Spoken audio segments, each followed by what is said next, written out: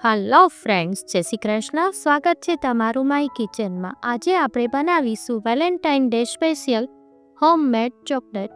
આ ચોકલેટ બનાવવા માટે આપણે મોલ્ડનો ઉપયોગ કર્યો નથી, જે એકદમ ઇઝી છે અને ક્વિક છે. 5 જ મિનિટમાં બની જાય છે. તો ચાલો બનાવવાની શરૂઆત કરીએ. Homemade chocolate. આ ચોકલેટ બનાવવા માટે આપણે 100 ગ્રામ મિલ્ક કમ્પાઉન્ડ અને 100 ગ્રામ ડાર્ક કમ્પાઉન્ડ લઈશું. તેને આ રીતે કટ કરી લઈશું. જો તમને આજની રેસીપી ગમે તો મારી ચેનલને સબસ્ક્રાઈબ કરી દેજો અને બાજુમાં આવેલા બેલ આઇકનને પ્રેસ કરી દેજો. જો આ રીતે બધી જ આપણે કટ કરી લઈશું.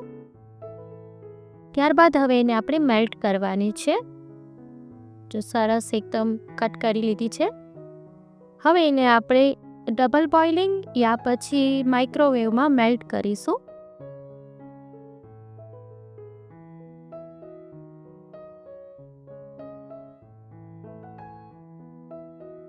જો સરસ મેલ્ટ થઈ ગઈ છે આપણી ચોકલેટ.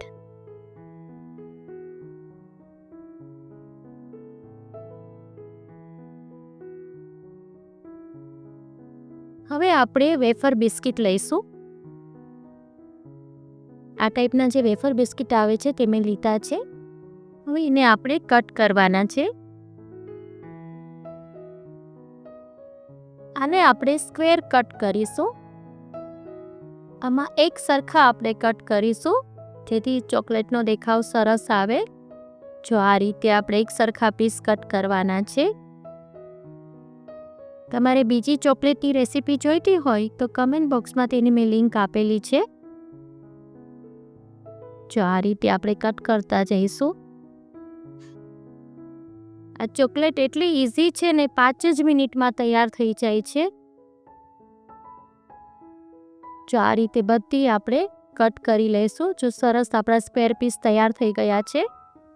હવે આપણે જે ચોકલેટ મેલ્ટ કરી હતી તે લઈશું અને એક બટર પેપર લઈશું. હવે એ બધા જે સ્ક્વેર પીસ છે વેફર બિસ્કિટ, એને આપણે ચોકલેટમાં ડીપ કરીશું. ડીપ કરી અને આ રીતે આપણે બટર પેપર ઉપર રાખી દઈશું. અત્યારે ઠંડીની સિઝન છે એટલે ઇઝીલી બહાર જ સેટ થઈ જશે, નહીં તો તમારે એને 10 મિનિટ માટે ફ્રીઝમાં સેટ કરવાની હોય છે. જો આ રીતે બધા જ સ્ક્વેર આપણે ડીપ કરતા જશું અને બટર પેપરમાં રાખતા જશું.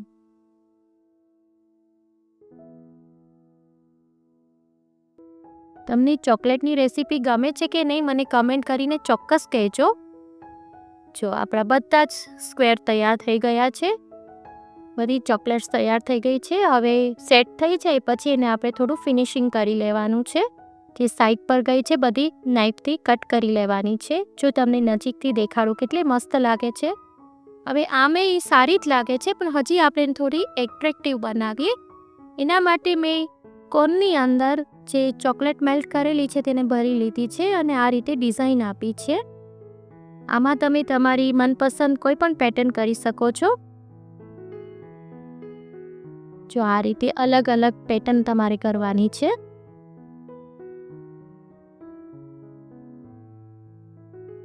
જો આ રીતે આપણે બધી જ ચોકલેટમાં કરી લઈશું.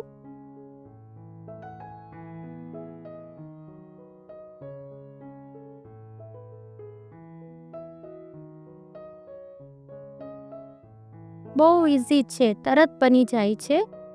જો હવે એ સેટ થઈ જાય પછી જે સાઈડમાં જે એક્સ્ટ્રા પાર્ટ હોય આપણે કાઢી લેવાનો છે. જો તમને નજીકથી દેખાડું કેટલી મસ્ત લાગે છે.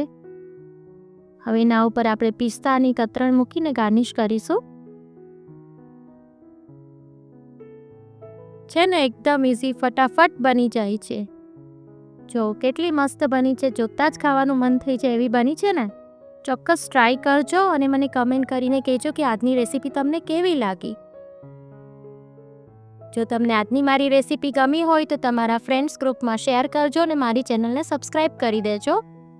હવે એને આપણે ગિફ્ટ બોક્સમાં સર્વ કરીશું.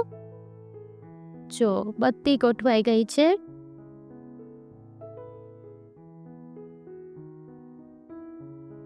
ફરી મળીશું એક નવી જ રેસીપી સાથે. Till then bye bye.